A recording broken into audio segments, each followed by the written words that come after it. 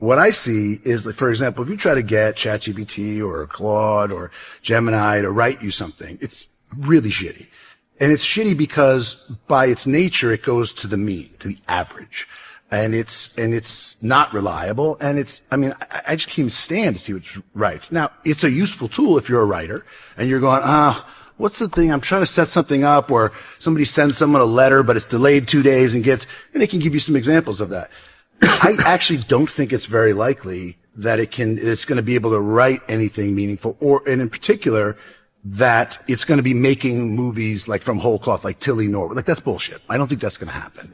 I think it's not, I think it turns out the technology is not progressing in exactly the same way they sort of presented it. And really what it is going to be a tool.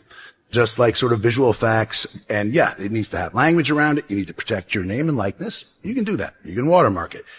Those laws already exist. I can't sell your fucking picture for money. I can't. You can sue me, period.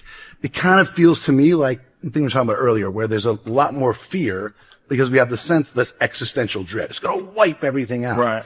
But that actually runs counter, in my view, to what history seems to show, which is adoption is slow. It's incremental.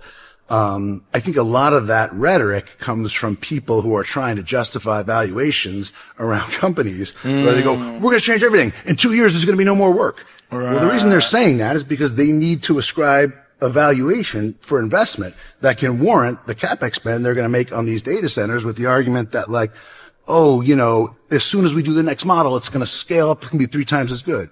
Except that actually ChatGPT 5, about 25% better than ChatGPT 4, and costs about 4 times as much in the way of electricity and data.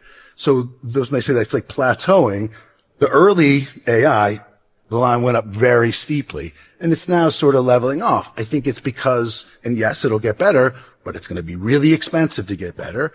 And a lot of people are like, fuck this, we want ChatGPT 4, because it turned out like the vast majority of people who use AI are using it as companion bots to chat with at night. And so there's no work, there's no productivity, there's no value to it. I would argue there's also not a lot of social value to getting people to focus on an AI friend who's, telling you that you're great and listening to everything you say and being sycophantic.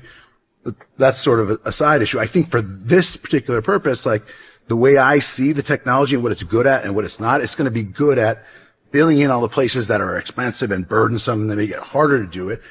And it's always going to rely fundamentally on the human artistic aspects of it.